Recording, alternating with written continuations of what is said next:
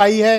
उत्तर प्रदेश के कई हवाई अड्डे जैसे कि लखनऊ, वाराणसी, प्रयागराज, गोरखपुर, यहाँ भी अभी स्थिति सामान्य नहीं है। आखिर क्या कारण है कि 7 दिन बीत गया, अब तक न तो एयरलाइन के खिलाफ कोई कार्रवाई हो रही है, न स्थिति सामान्य हो रही है। मंत्री तो केवल रील बनाने या फोटोबाजी में व्यस्त हैं, कोई कड़ी कार्रवाई करने के बजाय वो तो सिर्फ बातें कर रहे हैं बड़ी बड़ी। बिल्कुल, आज भी पूरे देश में इंडिगो के यात्रियों के लिए संकट जारी है। वो परेशान घूम रहे हैं और उनको 8-8, 10-10 घंटे हवाई अड्डों पर बिताना पड़ रहा है और वो अपनी जगह पर नहीं पहुंच पा रहे हैं। दूसरी ओर बहुत सारी एयरलाइनों ने टिकट महंगा कर रखा है, वो मुंह मांगे दाम पर टिकट बेच रही हैं। उनके लिए ऐलान किया था सरकार ने कि इस पर हम कैपिंग करेंगे, कंट्रोल करेंगे। 4 दिन पहले ये विमान मंत्री ने बोला था, लेकिन वो बातें खाली बयान तक रह गई ऐसा लगता है। जो लोग ट्रेन से यात्रा कर रहे हैं उनको भी बहुत महंगी टिकट खरीदनी पड़ रही है। हवाई जहाज न चलने से ट्रेनों में भीड़ बढ़ गई है और वहाँ पर भी टिकट महंगे हैं और बहुत अफरा तफरी की स्थिति है। तो ये जो शिकंजा कसने की बात सरकार कहती है, वो शिकंजा कसता दिखाई नहीं पड़ता है, उसका लाभ आम आदमी को, पब्लिक को मिल नहीं पा रहा है। लेकिन इसी बीच ये एक बड़ा सवाल पैदा हो गया है। कुछ लोग आज इस बात की चर्चा कर रहे थे कि क्या इंडिगो बिकने वाली है, क्या इंडिगो को कोई खरीद सकता है। ये भी एक बड़ा सवाल पैदा हो गया है कि इंडिगो को टेक ओवर करने की क्या कोई संभावना है, कोई आदमी ऐसा कर सकता है। देश में ये सवाल आज भी बना हुआ है और एक सवाल ये बना हुआ है कि कोई भी कंपनी, उसकी इतनी बड़ी मोनोपोली हो जाए कि वो अगर किसी कारण से जानबूझकर अनजाने में कोई गलती कर दे और उससे पूरी विमानन सेवा ठप हो जाए, ये कहाँ की समझदारी है। पूरा देश एक तरह से कहा जाए तो ठप हो गया। इंडिगो के पास वो व्यवस्था थी। इंडिगो से उम्मीद थी कि वो देश के हवाई चप्पल वालों को हवाई जहाज में यात्रा करने का अवसर देगी, लेकिन आज के हालात देखकर ये लगता है कि सूट पहनने वालों की हिम्मत भी अब इंडिगो का टिकट खरीदने की नहीं है। जो बहुत लग्जरी की क्षमता रखते होंगे वो भी टाल रहे हैं कि चलो 10-12 दिन में मामला ठीक हो जाए तो फिर कहीं निकला जाएगा, टिकट लिया जाएगा। तो हवाई चप्पल वालों के साथ इंडिगो ने बहुत भद्दा मजाक किया है।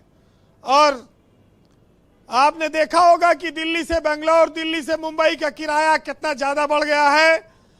और जिस तरह से एक बार आपको याद होगा पहलगाम में अटैक हुआ और लोग वहाँ सैलानी जम्मू कश्मीर से भागे लगे और यहाँ पर इन्होंने यात्रा टिकट बढ़ा दिया हवाई जहाज का। 1-1 लाख रुपया कर दिया। यानी कि एक मुसीबत में फंसे और वो अपने घर भी ना लौट पाए, वहाँ लूटा।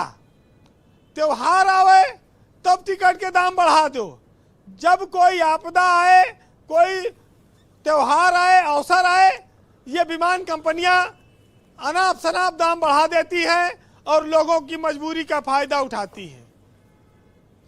तो आप देखिए कि कितनी बड़ी 45,000 बताते हैं कि उनके यहाँ कर्मचारी हैं इंडिगो में, पायलट और तमाम क्रू मेंबर और सब स्टाफ मिला के। पता नहीं कितना सही है कि कर्मचारियों की संख्या देने में भी झूठ बोला जा रहा है। इसकी भी जांच होनी चाहिए। वैसे जांच कौन करेगा? वाजपेयी जी तो बता रहे हैं कि उसमें सब सामान्य छोटे मोटे स्तर के अधिकारी, उनकी कोई औकात है? वो इंडिगो के दफ्तर पे खड़े होके घंटी बजाने की जिसकी औकात नहीं है, जिस डीजीसीए के ऑफिस के अधिकारियों की, वो जांच करेगा? इनकी हैसियत है? इंडिगो इनका इलाज कर देगा? इनकी औकात नहीं है डीजीसीए वालों की कि इंडिगो के दफ्तर पे जाके उनके पेपर देख लें। देखिए, ये संसार और सारी हुकूमतें मुंह भराई के हुनर से खूब वाकिफ रही हैं।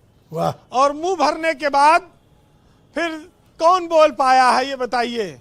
वैसे हमारे देश में एक बड़ा प्रचलित नारा है कि मजबूरी का नाम महात्मा गांधी है, और महात्मा गांधी हर नोट पर छपे हैं इस देश में, ये भी एक सच्चाई है। तो कंक्लूड करेंगे। जैसे चीजें होती हैं उसी, जितना बड़ा धंधा उतने बड़े लोग, उतने बड़ी कहानियां। वैसे धन्ना सेठों की महिमा हर युग में निराली रही है। और वाजपेयी जी ने एक बात जो कही कि 19 साल में कांग्रेस की सरकार रही हो या बीजेपी की, सबने इंडिगो को पाला पोसा, लाभ लिया। आज ये संकट आया, अब लोग इस पर विचार प्रकट कर रहे हैं। वैसे सुनिएगा कि धन के ढेर पे बैठे हैं, दुनिया को आंख दिखाते हैं, नाम बड़ा दर्शन छोटे, ऐसी इनकी माया है। दान करेंगे 1 रुपया, विज्ञापन पर 10 लगाया है। और कार है लाखों की इनके पास, और सड़क पर थूकते जाते हैं, और स्वच्छता का पाठ पढ़ाते हैं, और खुद गंदगी फैलाते हैं। बहुत शुक्रिया वीरेन जी, ग्राउंड जीरो से अपना फीडबैक, ओपिनियन और ऑब्जर्वेशंस हम तक पहुंचाने के लिए। बहन भाइयों, इस पर चर्चा का दूसरा चरण क्विक राउंड है।